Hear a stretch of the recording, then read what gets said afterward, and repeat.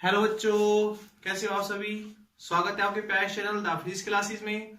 और बेटा आज हम शुरू करेंगे यूनिट नंबर 3 यानी कि magnetic field due to electric current.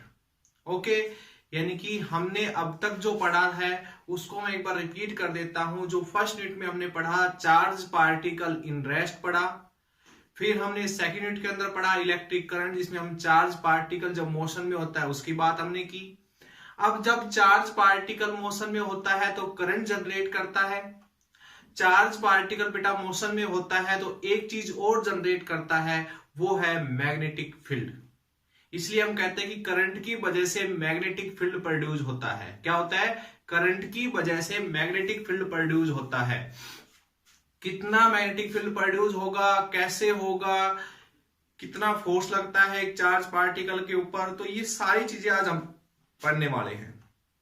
जो हम अब यूनिट स्टार्ट करेंगे उसका जो फर्स्ट चैप्टर है वो है magnetic moving charge and magnetism. क्या है? Moving charge and magnetism.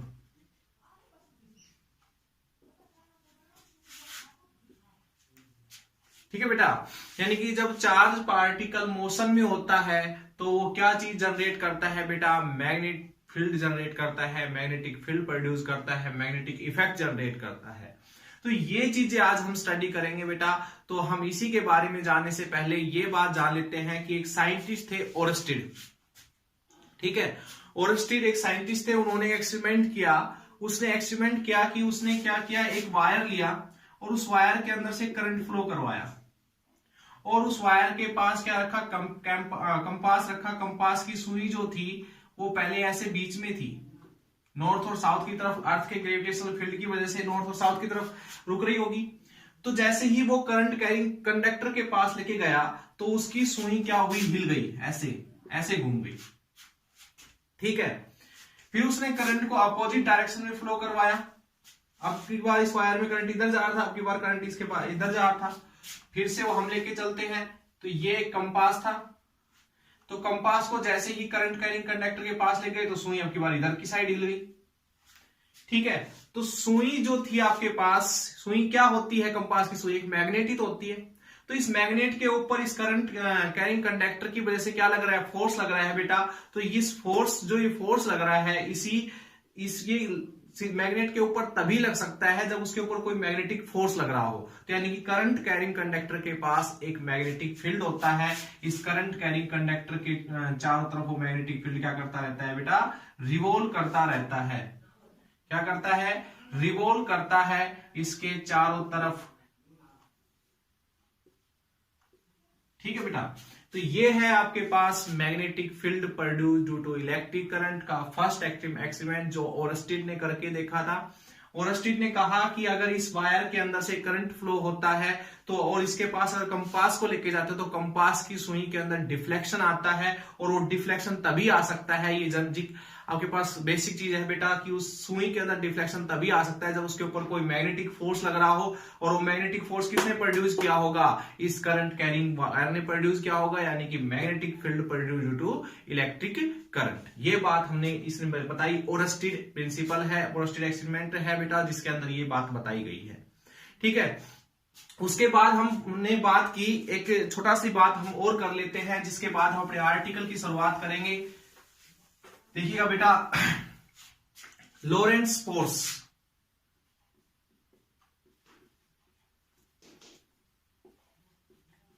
जिसके अंदर हम बात करेंगे मैग्नेटिक फील्ड की,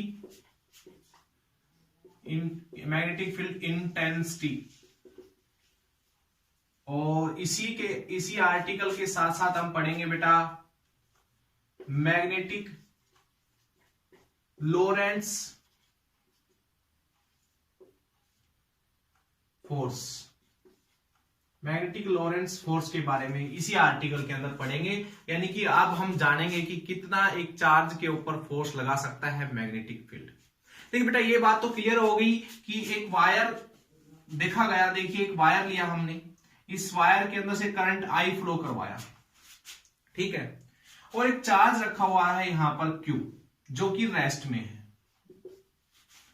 ठीक है, एक चार्ज रखा हुआ है Q जो कि रेस्ट में है, इसको किसके पास रखा है, करंट कैरिंग वायर के पास। तो देखा गया कि चार्ज रेस्ट में था, रेस्ट में है और रेस्ट में ही रहेगा, यानी कि चार्ज मोशन में नहीं आया या इसके ये किसी भी साइड डिफ्लेक्ट नहीं हुआ, ना इधर गया ना इधर गया ना इधर क्या गया, जैसे ही करंट कैरिंग कंडक्टर के पास इसको लेकर आया गया। और ना ही इसके अंदर क्या बेटा कोई भी किसी भी तरीके का मोमेंटम किसी भी डायरेक्शन में नहीं हुआ। ठीक है बेटा, तो ये चीज देखी गई, यानी कि ये चार्ज रेस्ट में था पहले भी, जैसे ही करंट कैरिंग वायर के पास से निकाला गया तो भी रेस्ट में ही है, तो इसके ऊपर कोई भी फोर्स नहीं लग रहा, ये कह सकते हैं। ठीक है बेटा, यहां इसके ऊपर कोई भी फोर्स नहीं लग रहा, कोई भी फोर्स इसके ऊपर नहीं लग रहा। ठीक है, अब इसी एक्सपेरिमेंट को दोबारा करके देखा गया, एक करंट कैरिंग वायर लिया गया जिसके अंदर से करंट आई फ्लो करवाया गया और इसके पास से एक चार्ज निकाला गया Q charge with velocity v, यानी कि अब की बार चार्ज किसमें है बेटा, मोशन में है। ठीक है, तो ये चार्ज इधर जा रहा था तो इधर ही जाना चाहिए सीधा सीधा चार्ज ही, लेकिन देखा गया कि ये चार्ज इधर ना जाते हुए क्या हुआ, इधर घूम गया, यानी कि अपने पाथ से क्या हो गया बेटा, डिफ्लेक्ट हो गया। ये क्या है, ये एक चार्ज पार्टिकल है जो इधर जा रहा था। ठीक है, लेकिन जैसे ही इसको करंट कैरिंग कंडक्टर के पास से निकाला गया तो इसके रास्ते में क्या आ गया, डिफ्लेक्शन आ गया, यानी कि इस चार्ज के ऊपर क्या लग रहा है बेटा, फोर्स लग रहा है। ठीक है, जब चार्ज पार्टिकल मोशन में होता है, लिख देता हूं मैं, जब चार्ज पार्टिकल मोशन में होता है बेटा तो क्या चीज जनरेट करता है, मैग्नेटिक फील्ड, यानी कि चार्ज के पास क्या है, मैग्नेटिक फील्ड। हमने कहा अभी कि करंट, अभी और एक्सपेरिमेंट किया था उसके अकॉर्डिंग देखा गया कि करंट कैरिंग कंडक्टर के अंदर भी चार्ज पार्टिकल मोशन में होंगे तो इसके पास भी क्या है, मैग्नेटिक फील्ड। तो एक मैग्नेटिक फील्ड दूसरे मैग्नेटिक फील्ड के कांटेक्ट में आएगा बेटा, एक मैग्नेटिक फील्ड दूसरे मैग्नेटिक फील्ड के कांटेक्ट में आएगा तो एक दूसरे के ऊपर क्या लगाएंगे बेटा, फोर्स लगाएंगे, और यही फोर्स की वजह से इस चार्ज पार्टिकल को इधर मूव करना पड़ा। यहां पर चार्ज पार्टिकल जो था वो मोशन में नहीं था, इसलिए यहां पर कोई भी मैग्नेटिक फील्ड भी नहीं प्रोड्यूस कर रहा था, सिर्फ ये मैग्नेटिक फील्ड था, इसके पास कोई मैग्नेटिक फील्ड नहीं था। तो ये मैग्नेटिक फील्ड सिर्फ मैग्नेटिक फील्ड के ऊपर ही तो फोर्स लगा सकता है, तो इसके पास नहीं था, इसलिए रेस्ट में था, रेस्ट में था, कोई इसके अंदर डिफ्लेक्शन मोशन मोमेंटम नहीं हो पाया। क्लियर बेटा, तो कोई चार्ज पार्टिकल v वेलोसिटी से जब चल रहा है तो उसके अंदर करंट एलिमेंट्स यानी करंट प्रोड्यूस होता है, जिसकी वजह से मैग्नेटिक फील्ड प्रोड्यूस होता है, और मैग्नेटिक फील्ड इसके पास भी और इसके पास भी, दोनों एक दूसरे के ऊपर फोर्स लगाते हैं, जिससे चार्ज पार्टिकल क्या आता है, के अंदर क्या होता है, उसके पाथ के अंदर डिफ्लेक्शन होता है। ये चीज आपको क्लियर हो गई होगी आई थिंक। दूसरा एक्सपेरिमेंट ही इसको समझ लीजिए, बहुत सारे एक्सपेरिमेंट करके देख गए जिससे ये बात क्लियर हो गई थी कि कोई भी किसी भी बॉडी के अंदर से जब करंट फ्लो करेगा बेटा तो उसके चारों तरफ मैग्नेटिक फील्ड होगा। क्लियर एक चीज। दूसरी चीज कही कि जब करंट प्रोड्यूस करने का कारण कौन है, चार्ज पार्टिकल का मोशन में होना, यानी कि जब भी ये बात पता की गई, जब भी कोई चार्ज पार्टिकल मोशन में होगा तो वो क्या चीज जनरेट करेगा, मैग्नेटिक फील्ड जनरेट करेगा। क्लियर, ओके बेटा। अब ध्यान दीजिए,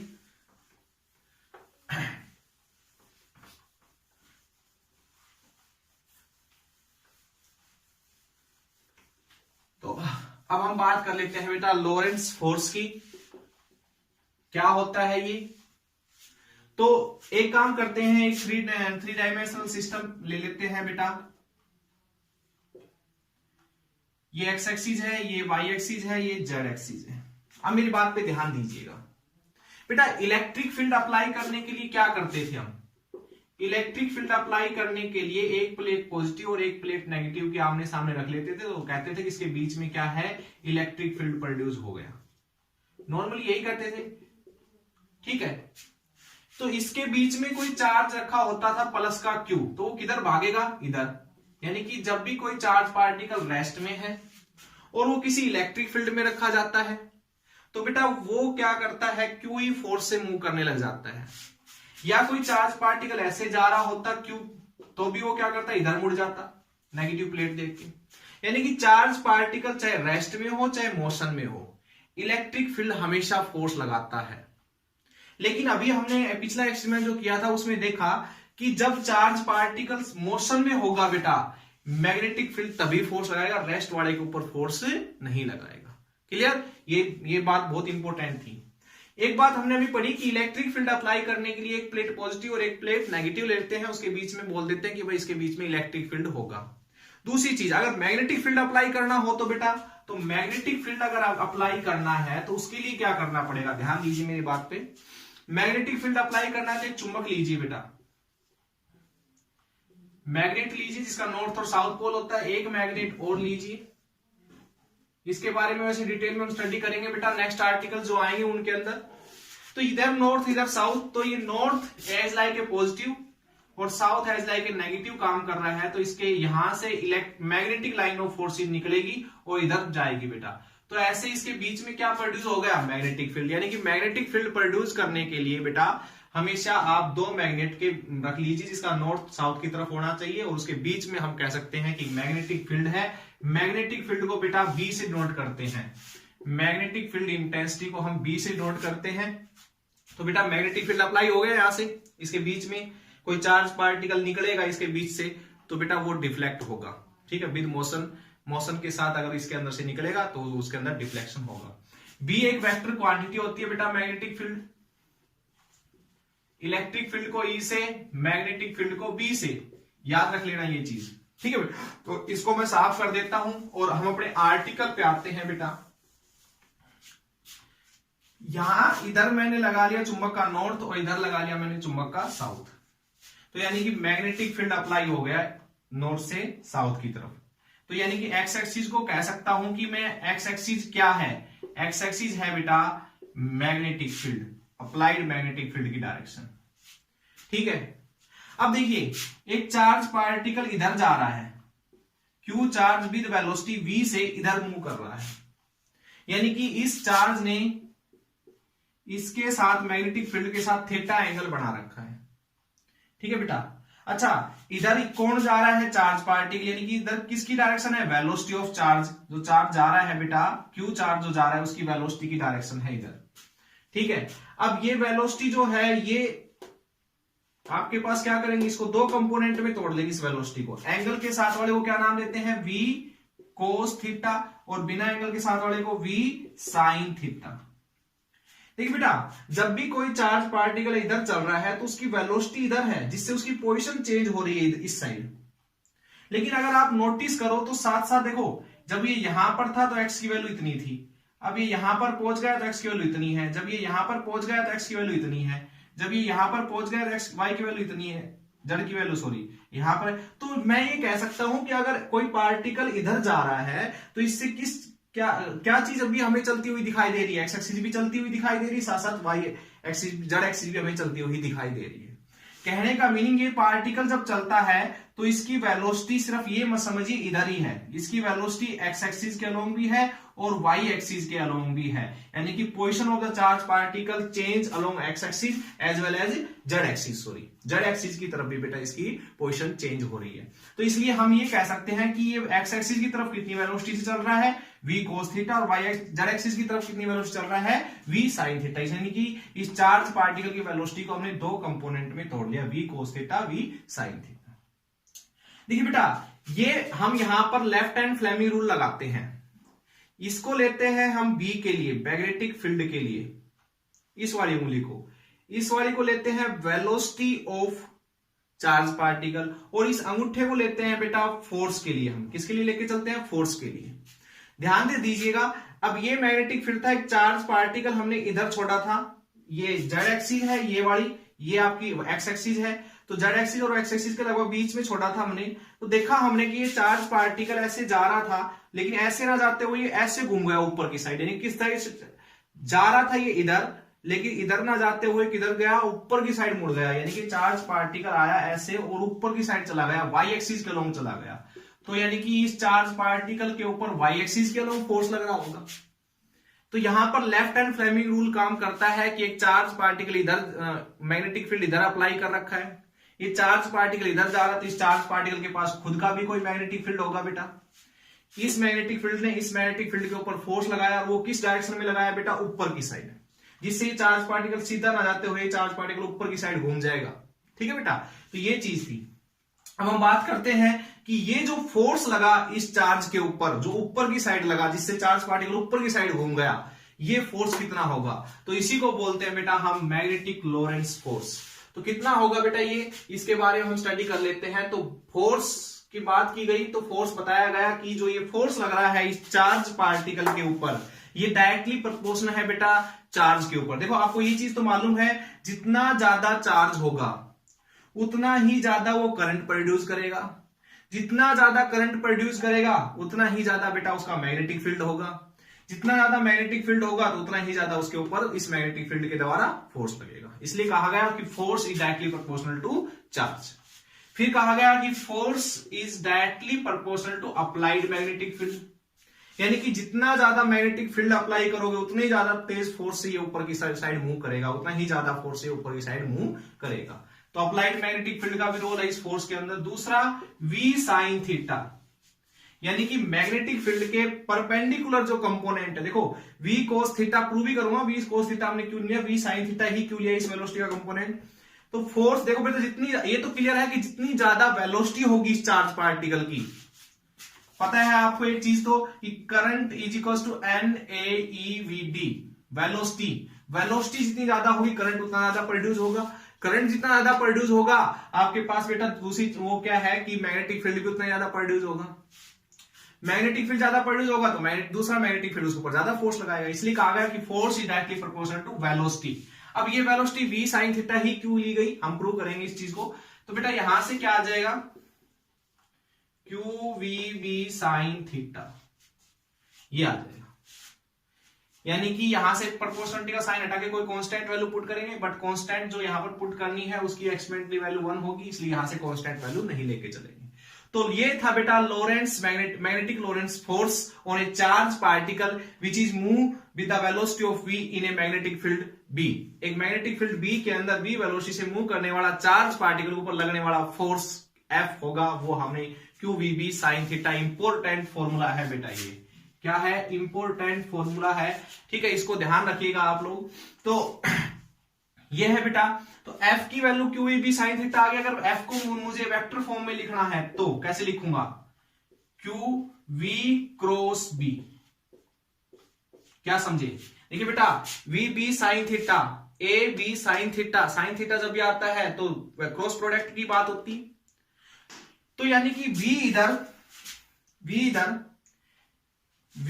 बीच में, B इधर, और जो फोर्स मिलेगा क्रॉस प्रोडक्ट से हमें क्या मिल रहा है, देखो दो वेक्टर के क्रॉस प्रोडक्ट से कोई तीसरा वेक्टर मिलता है बेटा, और ये तीसरा जो वेक्टर होता है क्रॉस प्रोडक्ट कहता है कि ये इन दोनों के परपेंडिकुलर होता है, एक वेक्टर इधर एक वेक्टर इधर मान लेते हैं, तो तीसरा जो वेक्टर मिलेगा इन दोनों के परपेंडिकुलर होगा बेटा, ये C जो वेक्टर होगा इन दोनों के परपेंडिकुलर होगा। तो यहां से इन दोनों के क्रॉस प्रोडक्ट से मिल रहा है फोर्स, तो फोर्स इन दोनों के ऊपर परपेंडिकुलर है कि नहीं है, ये बात भी हमारी प्रूव हो गई। चलो अब हम बात कर लेते हैं कि अगर थीटा 0 डिग्री होता, 0 डिग्री अगर थीटा होता बेटा, यानी कि हम कहते हैं कि चार्ज पार्टिकल इधर जा रहा होता, मैग्नेटिक फील्ड के अलोंग ही जा रहा होता है, मैग्नेटिक फील्ड भी इधर और चार्ज भी इधर जा रहा होता, तो फोर्स की वैल्यू कितनी होती बेटा, फोर्स की वैल्यू बताइए, sin 0, यानी कि फोर्स लगता ही नहीं। यानी कि जब भी चार्ज पार्टिकल उधर ही जाएगा जिधर मैग्नेटिक फील्ड अप्लाई है तो उसके ऊपर कोई फोर्स नहीं लगने वाला है, इसलिए हमने V cos थीटा नहीं लिया यहां पर। दूसरी चीज, theta is equal to 90 degree हो तो उस टाइम फोर्स कितना होगा बेटा, QVB, ठीक है बेटा, यानी कि उस टाइम जब 90 डिग्री एंगल के साथ हो मैग्नेटिक फील्ड, यानी कि चार्ज पार्टिकल इधर जा रहा हो मैग्नेटिक फील्ड के बिल्कुल परपेंडिकुलर, तो उस टाइम उसके ऊपर सबसे ज्यादा मैक्सिमम फोर्स लगेगा QVB। तो ये था बेटा लोरेंट्ज फोर्स, थोड़ी सी ब्रीफ समरी यानी कि introduction of magnetism due to a moving charge, ठीक है बेटा। आई थिंक आपको अच्छी तरह समझ में आ गया होगा, आप इसको समझिए, अच्छी तरह पढ़िए। फिर हम नेक्स्ट जो आर्टिकल पढ़ेंगे नेक्स्ट लेक्चर के अंदर, बायोट-सावर्ट्स लॉ, जिसने बताया कि मैग्नेटिक फील्ड कितना प्रोड्यूस करते हैं जब कोई चार्ज पार्टिकल चलता है, तो कितना मैग्नेटिक फील्ड प्रोड्यूस करता है, यानी कि कोई भी वायर है जिसके अंदर से करंट फ्लो कर रहा है उसके द्वारा प्रोड्यूस किया जाने वाला करंट के बाद मैग्नेटिक फील्ड, कितना मैग्नेटिक फील्ड प्रोड्यूस किया इस करंट ने, इसके बारे में ला दिया था बायोट-सावर्ट्स लॉ ने, जिसका फॉर्मूला होता है μ04 पाई I dl sin theta upon में r स्क्वायर। इस फॉर्मूले पे नेक्स्ट लेक्चर के अंदर डिस्कस करेंगे बेटा। इंपॉर्टेंट फॉर्मूला है, बोर्ड के लिए भी और कॉम्पिटिटिव एग्जाम्स के लिए भी इंपॉर्टेंट है, तो आप इसके ऊपर अच्छी तरह से फोकस कीजिएगा। उससे पहले आप इसको समझिएगा जो चीजें हमने आपको पढ़ाई है। जब तक के लिए all the best and thank you.